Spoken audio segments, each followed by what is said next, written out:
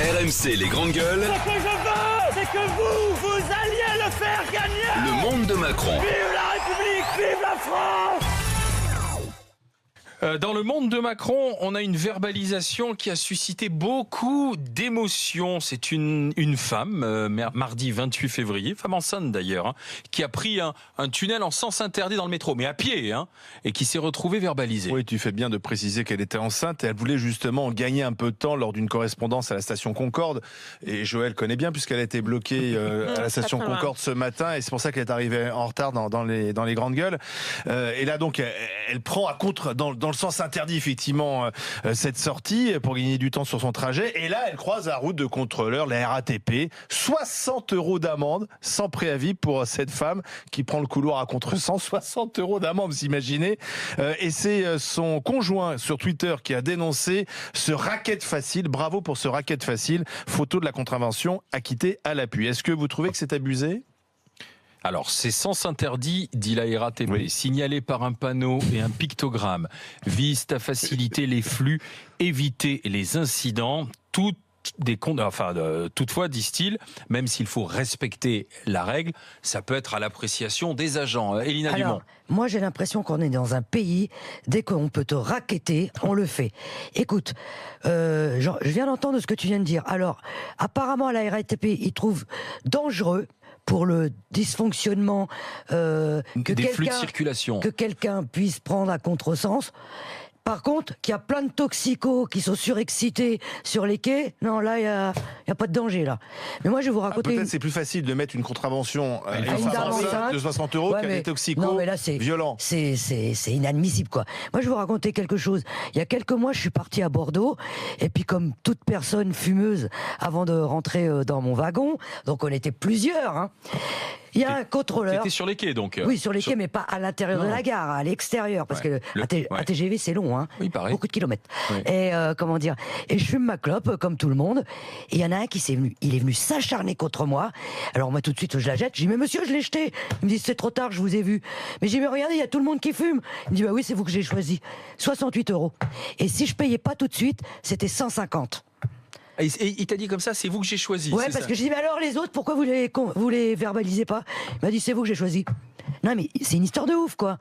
On dirait que ils sont à l'affût. Moi je me demande même, que ce soit à la RATP ou à la SNCF, s'ils n'ont pas des primes en fonction du nombre d'amendes qu'ils peuvent avoir, quoi. Qu'ils mettent. Donc là, ils auraient dû faire preuve d'un peu de discernement vis-à-vis de cette jeune femme enceinte. J'espère qu'elle les a pas payés en espèces, parce qu'imagine qu'ils les ont pris dans leur poche, mais on sait jamais. Non, quand même pas. Non.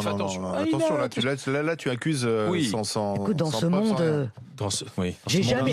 Non, ils ont fait respecter la règle. Non, mais attends, moi, je les prends à contresens, ça m'est jamais arrivé. Joël. Non, mais excepté que c'est moi qui ai envie de leur mettre une amende très régulièrement.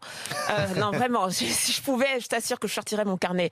Mais je pense que, ça s'est jamais vu. C'est une histoire, c'est un fait isolé. C'est pas, je pense pas que régulièrement les contrôleurs mettent des amendes quand tu prends un sens interdit. Mais le problème, c'est ça, c'est comment on peut nous demander de respecter autant. Je veux dire, sur la route ou tous les jours les panneaux, mais à la RATP ou à la SNCF, jamais de la vie en France, on respecte, ne serait-ce que tu as des gens qui montent, parce que des fois les escaliers sont dans un sens et le panneau est en sens interdit dans l'autre côté, il y a des gens qui veulent quand même descendre, mais on est hyper mal élevé. Quand tu regardes les images des Japonais, il faut voir les Japonais, quand ils doivent prendre le métro, ils font la queue leu, ils attendent que tout le monde descende, et ils montent ensuite. Nous, c'est un grand bazar. Il faut dire aux gens, il faut des gens sur les quais avec des micros qui disent mesdames et messieurs, s'il vous plaît, laissez descendre les gens. Mais on est mal élevé. Que l'on manque de civisme, c'est une chose. Je suis d'accord avec toi. Bon, cette femme qui est enceinte, qui veut gagner un peu de temps, est-ce que ça méritait 60 € d'amende? Peut-être pas, mais c'est vrai que ça se fait. Tu hésites. Non, mais peut-être pas pour cette femme, mais c'est vrai que ça se fait pas régulièrement. J'aurais aimé que ce soit toi qui la prenne, une amende de 60 €. On aurait dit oui, je vais faire la une des GG là-dessus. Joël, tout le monde le fait. Tout le monde le fait. J'ai beaucoup pris Jimmy Mohamed. Quand j'étais étudiant et que j'allais à l'hôpital, je prenais beaucoup le métro et je prenais les sens interdits parce que je connaissais justement justement les raccourcis. Voilà. Parce que voilà, il fallait arriver plus tôt à l'hôpital, il y avait du monde, et j'avais pas l'impression d'être un grand délinquant en prenant un petit couloir à contresens, alors que le flux était tranquille. Ça, c'était avant que Monsieur Drahi me paye mon chauffeur, parce que maintenant, désormais, je ne me déplace qu'en grosse cylindrée. Blague à part, je trouve que c'est encore facile de taper sur une femme enceinte, c'est vraiment lamentable. Et j'aimerais bien qu'on soit aussi exigeant avec la qualité du métro, qu'on puisse prendre tous le métro avec une poussette, alors qu'il y a des escaliers partout. Un fauteuil. Qu'on puisse. Moi, j'ai vu une patiente qui s'est fait voler 3 fois son téléphone portable dans le métro et a développé une phobie et elle devient presque anxieuse et dépressive à cause de ça. Elle me dit 3 fois à la station Barbès, on m'a volé mon téléphone portable. Tout le monde sait ce qui se passe à Barbès. Elle cherche aussi. Non mais Moi aussi, à Barbès. En travailler, on lui a volé 3 fois son 3 sac. fois toi aussi. Ah oui, Donc, oui, dans la c'est poche, elle. tranquillement. Et là, Ouais, les voilà. contrôleurs, ils sont où? Et là, ils sont, exactement, parce que c'est facile de taper sur justement le citoyen lambda qui va aller au travail. Tout comme j'ai un ami Bah, ils radiologue. tapent sur les gens qui vont payer. Mais exactement, j'ai un ami radiologue fan des grandes gueules qui s'appelle Jean-Louis et qui décide de ne pas prendre sa voiture en me disant voilà, c'est ça le nouveau monde, il faut prendre les transports en commun. Il a une correspondance à Châtelet, cette correspondance à pied c'est 10 à 15 minutes Oui, de c'est marche. très long. Et de chez lui au métro, il a une trottinette et il a utilisé cette trottinette le long du couloir, vide. Interdit. Et rentré de garde. Ouais, Et ben, il s'est pris une amende d'un peu Ah ouais, moins de je suis 100 pas euros. étonnée. Interdit. Et pour une trottinette, ben, Ouais, il je s'est suis dit pas ok, étonnée. bon, je savais pas qu'il fallait que c'était interdit, mais un peu moins de 100 Enfin, euros 100 euros, d'amende. c'est les montants sont Quel âge dingues. il a, Jean-Louis? Et Jean-Louis, il a 30 ans. Alors Il a 30 déjà, une Non, mais- amende quand t'as 30 ans trottinette, c'est justifié, je pense. Non, mais oui, c'est vrai que Jean-Louis- radiologue et Il trottinette, pourrait c'est ce qu'on marcher un lui peu, dit. ça lui ferait du bien. Mais Monsieur Babu, vous savez qui c'est, Monsieur Babu? Oui. Ça me dit quelque chose, moi. Monsieur Babu. Ça me parle, mais je sais plus. Michel Babu, c'est le vice-président de la Fédération nationale des associations d'usagers de transport. Il rappelle que 60 euros, c'est plus que l'amende qu'on te donne pour absence de titre de transport. il devrait- 35 valable. euros, ouais. C'est 50 euros. Donc Ah, tu ça- veux. ah ouais. Non, mais en fait, ça coûte plus cher. Ça coûte plus cher de prendre un couloir à contresens que de prendre le métro sans ticket. Et C'est vous quand avez même pas dingue. remarqué aussi un truc très extraordinaire dans la RATP quand mon frère s'est fait aussi une fois attraper parce qu'il n'avait pas payé de ticket de métro, il n'a pas acheté de ticket, il a sauté par-dessus. tiens. Bravo. Voilà, il n'est pas aussi exemplaire que moi, malheureusement. Et en fait, il s'est fait contrôler et en fait, il a négocié avec le contrôleur l'amende. Ils lui ont dit non mais c'est 50 euros Oui, tout de suite si ou tu payes tout de 75 suite. euros Ah ouais. maintenant. Ouais, c'est ça. Non, mais Et il ça, dit c'est prévu. non mais si tu payes tout de suite, bon allez on te le fait à 35 ou à 40. Ah oui, c'est Non mais bizarre. on est au Tu vois marché. bien que c'est un Au peu marché, bizarre. au marché, C'est des grandes femmes, il ça m'est négociait, déjà il a arrivé de négocié négocier à avec 35 un liquide euros. en espèces Ouais, de tout à l'argent. Mais il a eu un reçu, hein, voilà, il m'a Ah, quand montré, il même. m'a dit voilà, j'ai eu un reçu. Mais on négocie l'amende à la RATP. C'est quand même extraordinaire. Il y a un autre truc un peu étrange. Je devais acheter des tickets de métro pour mon fils qui allait au théâtre. Et du coup, il a 3 ans, parce que c'était une sortie scolaire, et donc on achetait des tickets demi-tarif. J'ai dit, je vais acheter 2 tickets demi-tarif. Et ben, c'est pas possible d'acheter 2 tickets demi-tarif. Faut acheter un carnet Ouais, entier. c'est pas Exact. possible. Et donc j'ai dû acheter 2 tickets plein tarif, j'en ai eu pour 4 euros, alors que le carnet de demi-tarif coûte 7,50 €. Donc la RATP, ils sont gentils, mais moi je suis un citoyen du quotidien, il faut arrêter de nous prendre pour des Mais moi, imbéciles. j'aimerais Non, bien que mais les on n'est pas contrôleurs, élevé, j'aimerais bien arrête. que les contrôleurs, les RATP, nous appellent. Est-ce que c'est un fait isolé et vraiment, en général, ils font preuve de bon sens, ils mettent pas des PV à 60 € parce qu'on a pris un couloir à contresens, ou est-ce qu'ils ont reçu des consignes, est-ce qu'ils doivent faire du chiffre? Non, mais même si t'as des Il y a chiffres, si peut-être t'as une ça, femme enceinte qui te dit écoutez, je suis fatigué, j'ai mal au dos, je dois aller travailler, s'il vous plaît, je suis navré. Non mais un peu je vais de te bon dire, sens, Alain, un peu Olivier, d'humanité. déjà le Navigo, quand tu vas dans le tramway, si tu as le malheur de pas l'avoir alors que Oui. tu as bien payé, déjà ils te font payer 5 €. Alors, Ah oui, c'est vrai, tu prends une amende si tu ne valides alors, pas ton... tu vois, c'est Oui, un mais ça peu- c'est normal, c'est parce Mais qu'ils non, ont des c'est pas chiffres, normal. ils ont des comptes à rendre au Oui, mais STIF. c'est prouvé Ils ont que tu l'as acheté, Oui, mais ton ils ont truc. des comptes à rendre au STIF en termes de fréquentation des transports en commun. Et donc quand tu ne Oui, mais valides ils pas, pourraient te ils dire, ne peuvent pas Joël, ils dire au pourraient te STIF, dire, bah, valide-le regardez, tout de suite. regarde. Valide-le tout de suite, sans Oui, te prendre 5 €. oui. C'est des Non, voleurs, c'est des mais, voleurs. non, mais Tiens, vous voulez puisqu'on- pas respecter les règles, c'est simple. Moi, je vois un panneau, ça s'interdit, je n'y vais pas. Je comprends pas pourquoi vous voulez absolument être des resquilleurs Bah, t'as et fait dire jamais ah, dit- bah, t'as faut prendre, T'as hein. affaire à des psychopathes là. Enfin, Jimmy et Elina, mais tu c'est sais, vrai, c'est des hooligans. Non, c'est le montant de l'amende quand même. Tu peux dire à la personne, c'est pas bien ce que vous faites, oui. on lui met 60 Voilà, €. je suis enfin, d'accord, quand même. Olivier. 60 €. Oui, Mais bon. oui, Joël, tu n'as plus le sens des réalités. Non, mais moi je comprends pas. Moi je respecte tout, j'ai envie que tout le monde respecte tout. Alors, Eh oui, tiens, bien sûr, justement, dans le meilleur des mondes, on est je vous d'accord. propose de sortir du métro et d'aller sur les voies sur berge. Vous savez, les fameuses voies sur berge parisiennes qui sont tellement contestées et contestables, notamment piétonisation ou voiture.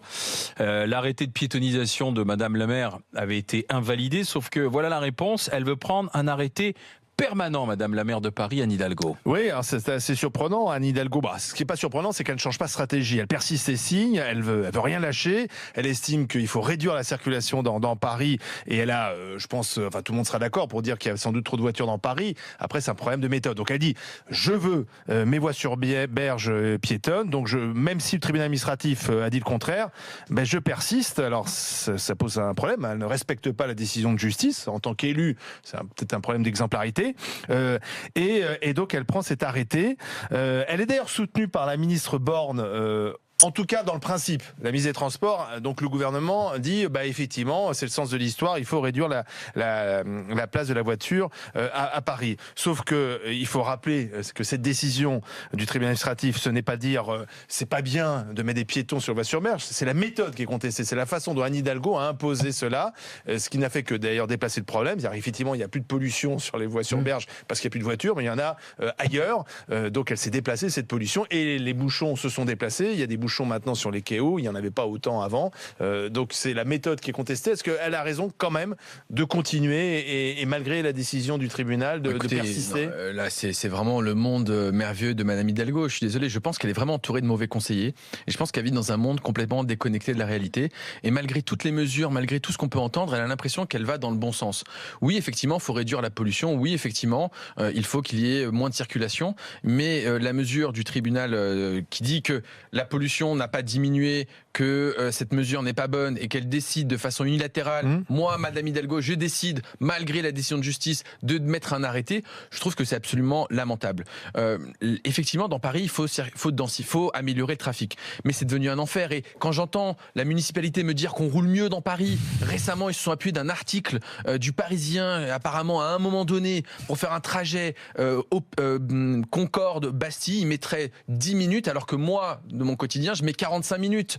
Je ne vais plus dans le centre de Paris du fait de la circulation. Un exemple tout concret, on a reçu une lettre d'un hôpital pour participer à une étude pour notre fils qui a 18 mois, pour voir comment les enfants évoluent, un truc psychomoteur.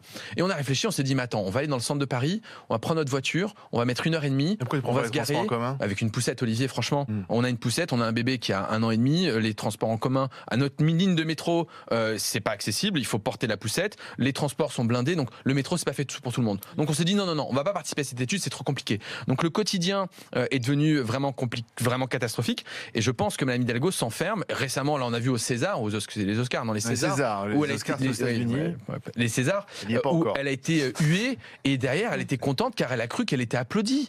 Mais ça prouve bien le décalage dans lequel elle vit, et je pense que les municipales prochaines vont être fatales, et j'espère qu'elles seront le signe d'un renouveau. Écoutez, moi, je suis partagée dans le sens où on est dans l'ère de l'écologie, on parle d'environnement, de santé publique. C'est un véritable enjeu. Non, voilà. Donc, en soi, elle a raison. Mais je pense que peut-être, pour arranger ses affaires, il faudrait peut-être que aux arrivées de Paris, enfin aux portes de Paris, peut-être un système de bornes de voitures électriques. Je sais pas, peut-être que c'est un peu utopique, mon bordel. Mais comme ça, les gens, ils s'arrêteraient aux portes et il y aurait que des voitures électriques. C'est les alternatives qui manquent, quoi. Voilà, c'est ça. Pour les professionnels, eux, évidemment, ce serait évident. Un médecin, on va pas l'empêcher de circuler. Les pompiers, c'est pareil. Mais c'est comme tu dis, qu'est-ce que t'as dit, Olivier? Des alternatives. Voilà. En fait, c'est ça qui, en amont, qui n'a pas été préparé. Voilà, et elle restera la maire aux 6 milliards de déficit, bientôt 7 milliards. Paris est extrêmement endetté. Monsieur Delanoë l'avait laissé à 1,5 milliard. Une ville de Vélib sans vélo, une ville pleine de rats. Donc, je pense que le bilan de Mme Hidalgo, malgré les Jeux Olympiques, là on est tous contents, nous avons les JO, ça vaut le coup d'investir. Avoir 3000 SDF dans la rue, ça par contre, c'est pas très intéressant. Ça vaut pas le coup de faire de réelles mesures. Mais Madame Hidalgo, à mon avis, son bilan est catastrophique. Joël Lagosseri. Non, mais moi, j'ai vraiment un problème de quotidien avec Anne Hidalgo, parce que je regarde les photos un peu que son équipe met sur Twitter, et c'est des photos, vous voyez, comme les Parisiens sont contents de retrouver leur berge, parce que tu vois, toujours la même photo, tu vois 5-6 personnes qui se baladent sur les berges. Non, le dimanche, il y a beaucoup de monde quand même. Qui sont hyper contents. Moi, je me demande, je veux bien, est-ce qu'à Paris, on travaille? Est-ce que les Parisiens travaillent? Oui, mais pas le dimanche. Quand je regarde les photos, et personne ne travaille, tout le monde est sur les berges, tout le monde se balade avec un pain, une baguette sous le bras, et puis un béret. C'est pas le dimanche. Donc moi, Oui, je crois qu'elle a un problème de quotidien. Elle doit percevoir le quotidien des Parisiens comme quelque chose, comme une carte postale. Alors Comme que un c'est week-end juste, permanent. oui, c'est ça. Alors que c'est La juste, fête alors que c'est juste l'enfer. La ville-monde. Donc vraiment, moi je pense que c'est ça. Et même les JO, enfin, on est content, mais est-ce qu'elle en profite? Est-ce qu'elle profite de l'effet bénéfique des JO sur sa cote de popularité? Elle qui était contre initialement. Ouais, exactement. J'ai pas l'impression qu'elle en profite tellement. J'ai pas l'impression qu'on se dise Hidalgo, c'est génial. C'est pas la vie quotidienne des Français. La vie quotidienne des Français, c'est pas les JO une fois tous les 4 pas ans, les 3 voitures semaines berges. l'été. Ouais. Et c'est d'ailleurs même pas les voies sur berge. Ce qui est peut-être reproché à Anne Hidalgo, c'est sa méthode. Encore une fois, tout le monde est d'accord pour dire que il y a trop de voitures, que la pollution c'est pas bien. Enfin voilà, personne. C'est pas le bien et le mal. Tout le monde est d'accord pour aller dans ce sens-là. C'est la méthode. Juste, je peux faire une remarque à propos de l'incivisme et m'adresser à deux supporters du Paris Saint-Germain que j'ai face à moi. Puisqu'on parle de Paris, de la propreté, de l'incivisme, etc. Moi qui n'habite pas très loin du Parc des Princes, est-ce que vous pouvez, tous les supporters du PSG, quand vous avez fini vos kebabs ou vos sandwichs ou vos McDo, vous avez des poubelles, simplement voilà, les mettre dans la poubelle. Et si la poubelle est pleine, attendre un petit peu ou éventuellement quand vous vous dirigez vers le métro, ou même à la limite, vous le gardez dans votre voiture et vous le jetez un peu plus loin. Je veux dire, mon trottoir ou le trottoir de milliers de personnes qui habitent près du Parc des Princes, ce n'est pas un dépotoir. Si vous buvez, vous avez envie de pisser, est-ce que vous pouvez éviter de pisser contre mon mur aussi, s'il vous plaît? Voilà. Et là, je rejoins la mairie de Paris sur l'incivisme des Parisiens. Alors, je ne le dis pas pour Olivier Truchot et Jimmy Mohamed. Non, moi j'ai jamais fait ça. Il a des supporters de la Côte d'Azur, c'est les supporters du Festival de Cannes. Ils viennent en robe longue au stade, s'assoient au C'est vrai que le supporter d'histoire n'a jamais pissé dans la rue. C'est bien connu. Simplement, voilà, si vous pouviez éviter, puisqu'on parle de l'incivilité des Parisiens. Hier, il y avait sur TF1 très beau reportage sur la saleté de la ville de Paris comparée à la ville de Nice, et on s'en tirait haut la main. Cela dit, c'est vrai sur une chose, ça manque de poubelles aujourd'hui à l'extérieur, dans la capitale. Mais les supporters, les poubelles sont dans le stade. Elles ne sont pas adaptées, mesdames et messieurs. Allez, à suivre dans un instant sur RMC J'ai pris mes gouttes. Dans les GG, dans les grandes gueules. On va parler de cette tribune. C'est la tribune grande gueule du jour. Ce sont des médecins qui veulent que l'on cesse de banaliser le vin. Aujourd'hui, le vin, boire du vin, c'est exactement comme boire de la vodka et du whisky. Ils attirent l'attention aujourd'hui des pouvoirs publics et des Français. Tribune grande gueule, est-ce qu'ils ont raison? 32-16 pour en parler avec les GG.